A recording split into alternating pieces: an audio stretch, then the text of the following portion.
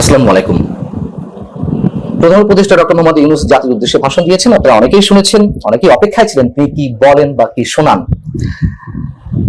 আমার কাছে তার বক্তব্যটি ভালো লেগেছে। প্রথমে একটু বলে নেই কেন ভালো লেগেছে। 86-87 বছর বয়সের একজন প্রৌঢ় ব্যক্তি এত সুস্পষ্ট উচ্চারণে প্রায় আধা ঘন্টার একটি বক্তব্য এত সুন্দরভাবে বলে যেতে পারেন, তিনি সেটি প্রমাণ করলেন। কোনো ধরনের কোনো ফাম্বেল নেই। যাই হোক, তিনি জাতির উদ্দেশ্যে মূলত তিনটি বিষয় অ্যাড্রেস করতে চেয়েছিলেন বা সবসময় যা করেন সেটাই করেছেন। প্রথমত, গত 10 মাসে তার উন্নয়নে ফ্রিস্তি দিয়েছেন। দ্বিতীয়ত, আওয়ামী লীগের অপকর্মগুলো আরো সূক্ষ্মভাবে তুলে ধরেছেন, দেশে বিদেশে তিনি যা করে আসছেন। তৃতীয়ত, জুলাই সনদ যে আগামী জুলাইতে ঘোষিত হতে যাচ্ছে সেটি মোটামুটি সুস্পষ্ট করে জানিয়ে দিয়েছেন। এর বাইরে যে বিশেষ ইঙ্গিতটি তার জাতির উদ্দেশ্যে ভাষণে দেওয়া বক্তব্যে স্পষ্ট করলেন তা হচ্ছে সেনাবাহিনী এবং বিএনপি সহ রাজনৈতিক দলগুলোকে যারা বিশেষ অবস্থানে রয়েছে, আমি বলছি সেটি কোন বিশেষ অবস্থানে, তাদেরকে প্রতিহতের ঘোষণা দিয়েছেন। এটি আমার কাছে মনে হয়েছে। তার কারণ যে দুটি বিষয় সাম্প্রতিক সময়ে সবচেয়ে বেশি আলোচিত নির্বাচন ইস্যুর পরে, তা হচ্ছে চট্টগ্রাম বন্দর এবং করিডোর ইস্যু বা কথিত মানবিক চ্যানেল ইস্যু। তিনি চট্টগ্রাম বন্দর নিয়ে সুস্পষ্ট হয়ে জানিয়ে দিয়েছেন যে চট্টগ্রাম বন্দর ব্যবস্থাপনা বিদেশিদের হাতে তুলে দিলে কোন ধরনের নিরাপত্তা হুমকি তৈরি হবে না। সবসময় সরকারের পক্ষ থেকে এটি বলা হচ্ছে। এবং আমরা তো জানি যে ডিপি ওয়ার্ল্ডকে, দুবাই ভিত্তিক প্রতিষ্ঠান বহুজাতিক কোম্পানি ডিপি ওয়ার্ল্ডকে এই বন্দর পরিচালনার জন্য তুলে দেওয়া হচ্ছে, ইজারা দেওয়া হচ্ছে বা পরিচালনার জন্য দেওয়া হচ্ছে, যেভাবেই আমরা বলি না কেন। এই ডিপি ওয়ার্ল্ড যেখানেই কাজ করেছে মার্কিন স্বার্থে তারা কাজ করেছে, মার্কিন স্বার্থকে তারা প্রাধান্য দিয়েছে। আমরা জানি যুক্তরাষ্ট্রের নৌবাহিনীর সঙ্গে তাদের একটি সখ্যতা রয়েছে, ব্যবসায়িক সম্পর্ক রয়েছে। সেই জায়গা থেকে তিনি বলছেন যে না, কোনো সমস্যা হবে না। চট্টগ্রাম বন্দর বিদেশিদের হাতে তুলে না দেওয়ার জন্য বিএনপি থেকে শুরু করে বাম সংগঠনগুলো, সিপিবি সহ অন্যান্য রাজনৈতিক দলগুলো বিরোধিতা করে আসছে। এমনকি আমাদের সেনাপ্রধান জেনারেল ওয়াকারুজ্জামানও বিদেশি বন্দর বিদেশিদের হাতে তুলে দিতে দেওয়া হবে না এমন কথা তিনি উচ্চারণ করেছেন। এবং এই ধরনের সিদ্ধান্ত নির্বাচিত সরকার নেবে সে কথাটা তিনি বলেছেন গত 21শে মে অফিসার্স অ্যাড্রেসে। তার মানে কাদেরকে প্রতিহত করতে বললেন ডক্টর মোহাম্মদ ইউনূস? আমাদের বুঝতে কোনো বাকি থাকে? এবং রোহিঙ্গা ইস্যুতে তিনি কথা বলেছেন। আমি একটু বলে রাখি যে চট্টগ্রাম বন্দর বিদেশিদের হাতে তুলে দেওয়ার প্রসঙ্গে শুধু রাজনীতিবিদ কিংবা আমাদের সেনাপ্রধান নন, অর্থনীতির বিশ্লেষকরা তারাও স্পষ্ট হয়ে বলে আসছেন যে বিদেশিদের হাতে বন্দর ছেড়ে দিলে দেশের জন্য নিরাপত্তার ঝুঁকি তৈরি হতে পারে এবং দেশের স্বার্থ জলাঞ্জলি দেওয়া হতে পারে। চট্টগ্রাম বন্দর নিয়ে আমি গত 2 দিন আগেও আপনাদের জানিয়েছি। সেখানে এরই মধ্যে ডিপি ওয়ার্ল্ডের 34 জন কর্মকর্তা ঢুকে পড়েছেন বিশেষ ব্যবস্থায় গেট পাস নিয়ে, এবং কে কোথায় বসবে, কোনটা কার রুম, সেখানকার শ্রমিকরা কোন কোন মেশিন অপারেট করতে পারে, এইসব খবরদারি করা শুরু করে দিয়েছে। তার মানে প্রায় দখলে চলে গিয়েছে। এবং ডক্টর মোহাম্মদ ইউনূসের যে কথা তাতে এটি স্পষ্ট যে ডিপি ওয়ার্ল্ডকে এই বন্দর ছেড়ে দেওয়া হচ্ছে, পরিচালনা করা হোক, ইজরা দেওয়া হোক, যেভাবে হোক। রোহিঙ্গা ইস্যুতে তিনি কথা বলেছেন। এবং জাতিসংঘের মহাসচিব যে মানবিক একটি চ্যানেলের জন্য তার বক্তব্যে কথিত মানবিক চ্যানেল হিসেবে বাংলাদেশের ভূখণ্ড ব্যবহারের জন্য প্রস্তাব দিয়েছেন, তিনি বলেছেন প্রস্তাবটি প্রস্তাবের জায়গায় আছে, কিন্তু এটি আর এগোয়নি। আমরা এটি নিয়ে আবার প্রথম নতুন একটা কথা শুনলাম। এর আগে পররাষ্ট্র উপদেষ্টা তিনি নিজে বলেছেন যে নীতিগত সিদ্ধান্ত নেওয়া হয়েছে করিডোর ইস্যুতে। পরবর্তীতে ডক্টর মোহাম্মদ ইউনূসের প্রেস সেক্রেটারি কিংবা জাতীয় নিরাপত্তা উপদেষ্টা ডক্টর খলিলুর রহমান তিনিও নানান ধরনের কথাবার্তা বলেছেন। জাতির উদ্দেশ্যে ভাষণে আমাদের প্রধান উপদেষ্টা বললেন প্রস্তাব আকারে রয়েছে, তিনি কিন্তু বলেননি যে আমরা এটি করব না বা দেব না।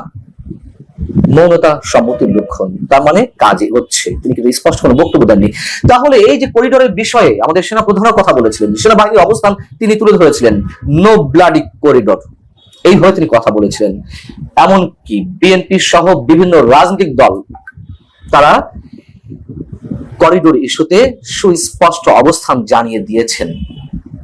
কোন ধরনের রাজনৈতিক আলোচনা ছাড়া রাজনৈতিক দলগুলোর সঙ্গে এই ধরনের কোন সিদ্ধান্ত যেন না নেওয়া হয়। এবং তারা একথাও বলেছে, সেনাপ্রধানের সাথে একই বক্তব্য তারা পোষণ করেছেন যে এই কাজ অবশ্যই নির্বাচিত সরকারের, কোন অনির্বাচিত সরকারের নয়।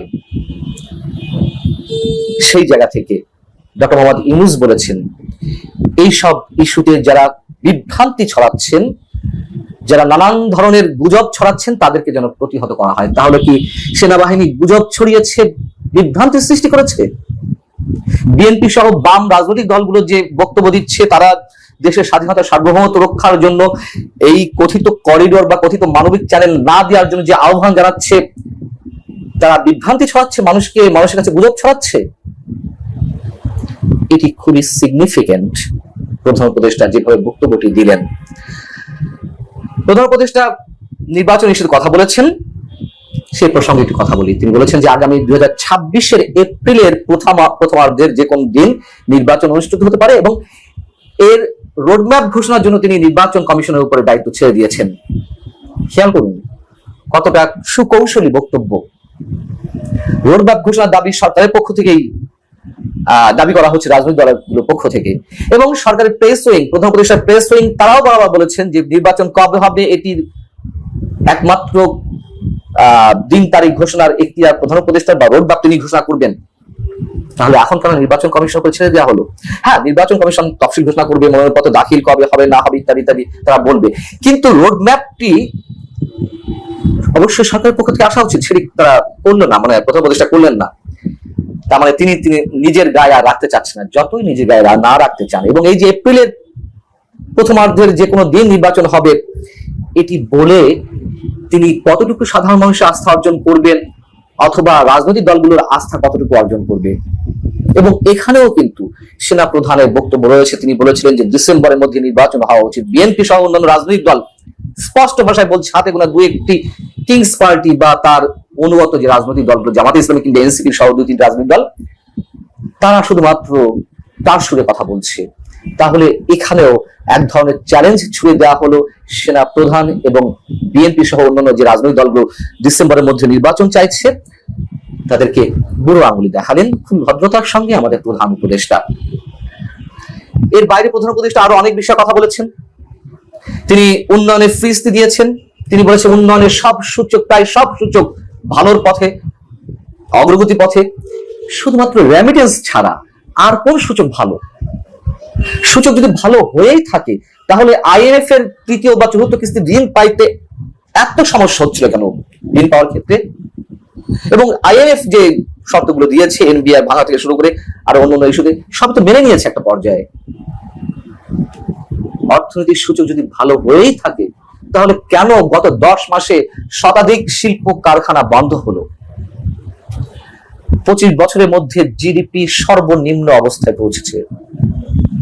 10 বছরের মধ্যে বিদেশি বিনিয়োগ সর্বনিম্ন অবস্থায়। যদিও তিনি নানান ধরনের ফিরিস্তি দিয়েছেন, সেখান থেকে এ আসবে, ওখান থেকে এ আসবে, আমরা তো জানি কি আসছে কি আসছে না।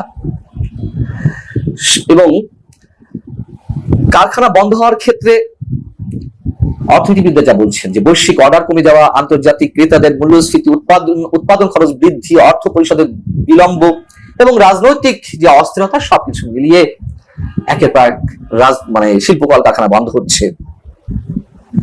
তিনি সংস্কার ইস্যুর কথা বলেছেন। কি কি সংস্কারের মধ্যে হয়েছে? সংস্কার তো চলমান প্রক্রিয়া। তাহলে সংস্কার যদি তিনি করেই থাকেন এর মধ্যে ঐকমত্য কমিশনের সিদ্ধান্ত ছাড়া বা রাজনৈতিক দলগুলোর সিদ্ধান্ত ছাড়া, তাহলে এই সংস্কারের মূল্য কেন ঝুলে রাখা হয়েছে নির্বাচনের জন্য? তিনি কি কি সংস্কারের কথা বলেছেন তার মধ্যে দুটি উল্লেখ করি। তিনি বলেছেন আন্তর্জাতিক অপরাধ ট্রাইব্যুনাল সংস্কার করা হয়েছে, আইনের কিছু পরিবর্তন করা হয়েছে। এটি করা হয়েছে কি কারণে আমরা জানি। আওয়ামী লীগকে আষ্টে পৃষ্ঠে বেঁধে তার বিচার করতে হবে, আমরা চাই, কিন্তু কতটা কৌশল অবলম্বন করতে হবে আওয়ামী লীগকে সবকিছুতে বেঁধে রাখতে, তাদের নেতাকর্মীদের, সেই সুকৌশলগুলো অবলম্বন করা হয়েছে।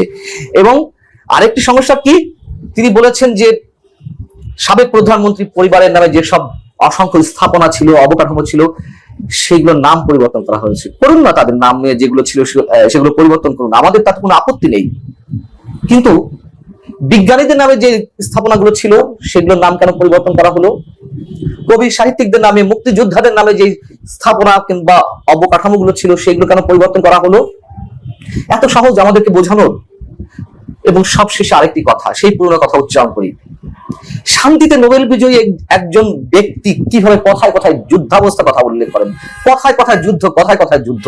এই কারণে আমি বলছিলাম যে তিনি যে এপ্রিলের প্রথমার্ধে নির্বাচন দিনক্ষণ উল্লেখ করেছেন, এমনকি তিনি যে ডিসেম্বরের মধ্যে নির্বাচনের দিনক্ষণ উচ্চারণ করতেন, আমি অন্তত বলতাম যে তার উপরে নির্বাচন না হওয়া পর্যন্ত তার উপর আস্থা রাখার কোনো কারণ নেই। এখন যে কোনো একটা যুদ্ধাবস্থা, একটা অস্থিতিশীল পরিবেশ সৃষ্টি করার উদ্দেশ্য বিশেষ কোন কোন মহলের রয়েছে এবং সেই অস্ত্রটা তৈরি করে নির্বাচন না দেওয়ার একটা ফন্দি রয়েছে।